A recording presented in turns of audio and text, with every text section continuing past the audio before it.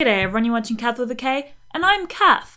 Recently I've gotten interested in the impact that the music industry is having on the environment, especially since I'm looking at having some sort of professional musical career in the future, and I am worried about the environment a lot. So I wanted to see if there were ways in which I can minimize my own future impact on the environment. There are lots of different ways in which the music industry contributes to greenhouse gas emissions, especially since the industry itself is so varied and there are so many different aspects put together in it. So a fairly obvious contribution is energy use in festivals and live performances, touring, but also in creating albums and studios. Then there's also the packaging of music products like CDs and vinyl, which is kind of dying off anyway. There's the distribution of physical elements of music like being in trucks driven to and from stores. There's audience travel to and from events, especially festivals and tours, and also the electricity being used in streaming things on Spotify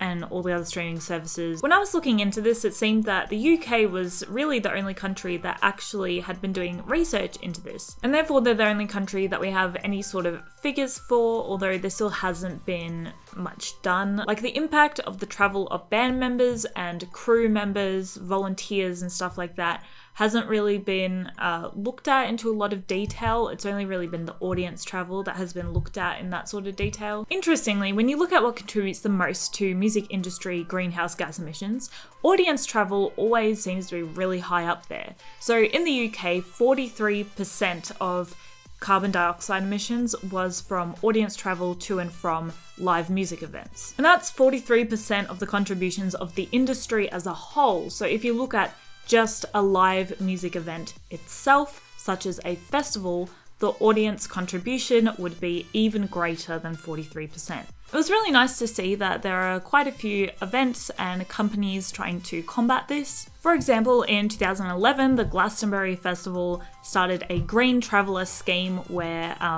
you would get certain benefits if you arrived in their coach bay at the festival. So you would get there by getting onto one of their coaches, which go from a bunch of different locations, including close by train stations, so you could get there partly by your own choice of public transport and partly by their coach service. And in 2012, a separate company called Festival-Republic started having a priority car park, which was much closer to the event for people who were car sharing. So when it comes to the impact that these sorts of schemes have had on audience travel, Festival-Republic has reported that car sharing numbers increased from 57 rides in 2012 to 2,267 rides in 2015, which I think is roughly a 40 to 45-fold increase, which is very significant. Honestly, when you look at other organisations such as the Glastonbury Festival, it's kind of really unclear how they've actually done and what impact it's had. Because yeah, you can monitor how many people arrived in the coach bay, but you don't know how they got to the destination that they got onto the coach from. You don't know like how they used to go to the festival because they didn't really keep tabs on that. So the Glastonbury Festival reported that 50% of the people that come to their festivals now travel by means other than car, but they don't really say how many people traveled that way beforehand, so I don't really know what to compare it to. I also found something that was but I guess it would be funny if it wasn't so counterproductive. But the Glastonbury coaches actually pick up from airports near the festival site. So it picks up from Heathrow and stuff. So that kind of suggests that people are still coming from overseas, or at least from other countries in Europe, coming in by plane to get to the festival, especially because there are lots of hardcore festival goers where they will go overseas to go to festivals. The company Eventbrite also conducted a survey in Australia of hardcore festival goers, which they considered were people who went to at least 4 festivals each year. And out of those hardcore festival goers, 40% travelled interstate to get to festivals, and 16% travelled overseas. Coachella was also one of the top 10 festivals that Australian hardcore festival goers had attended, which is at least a 9-hour flight away from anywhere in Australia. I think this also raises an interesting question of where the responsibility of audience travel lies, because, you know, if you're getting people coming in from overseas, I mean, you're not don't think anyone organizing festivals is going to ban anyone who is from overseas, right?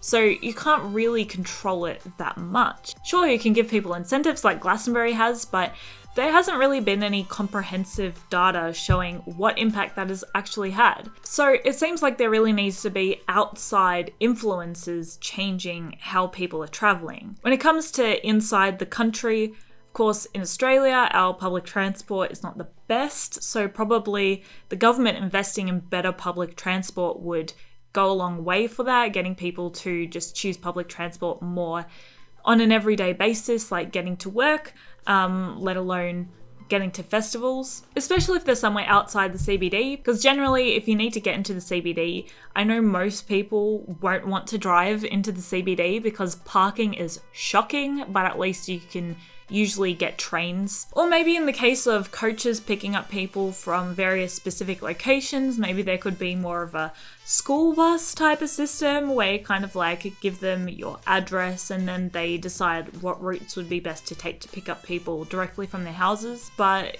you know, with really big events, that also seems quite unfeasible. So I'm not too sure about what the best way to tackle this would be. The only thing I think would actually help would be just constructing the public transport system better in the relevant country. But either way, this particular issue of audience travel seems to be something that society outside of just the music industry kind of has to work on, and in travel as a whole needs to be worked on, not just travel to music festivals and live music events. But let's now talk about an example of something that seems to have actually had a positive impact. So I mentioned previously that a big contributor to greenhouse gas emissions from the music industry was power usage during, recording would probably be a fairly small amount of that, but during festivals and tour events. And even gigs in pubs and bars and restaurants. According to the Show Must Go On report, which was also from the UK, 65% of the carbon footprint of festivals comes from fossil fuel use,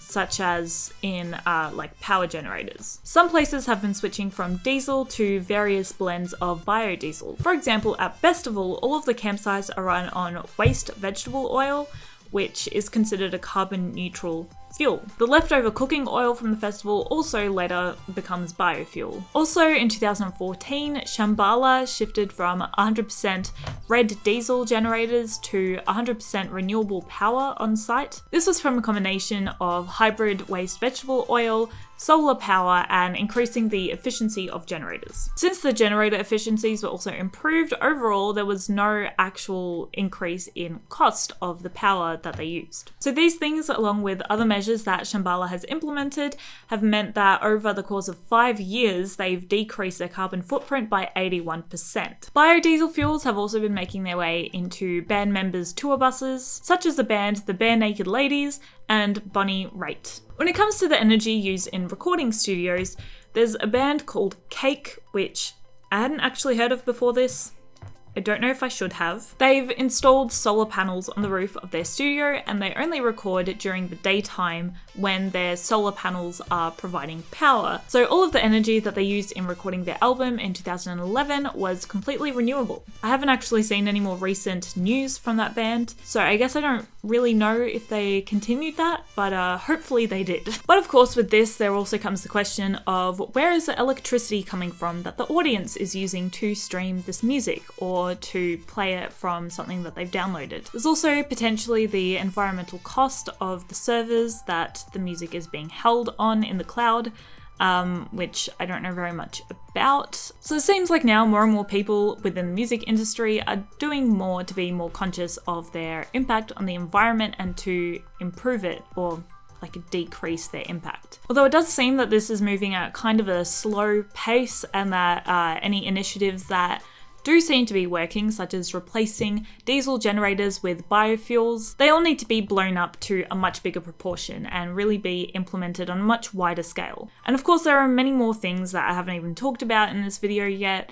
like the waste left behind on festival sites, plastic plates, paper plates, all of that sort of thing. I think there are a few festivals in which they are now using reusable cutlery, just like straight up cutlery that you would have at home, but I imagine that this isn't being done on a very wide scale. And how much of the single-use items are really being recycled? I know that people are more conscious of it now, so it's probably increased, but it's probably still not as much as it should be to really help us be sustainable. There's also the issue of water usage on sites and all the other things I said at the start of the video that I haven't touched on, like the distribution of physical copies of music. But it's important to realize that the audience needs to take on a lot of the burden of the environmental friendliness of the music industry, because they are a very large contributor. I hope you enjoyed this video and that you learnt some interesting things. I've got some more videos focused on research here if you like that sort of vibe. I've got some music videos, and also leave a like and subscribe if you feel like it. Stay skeptical.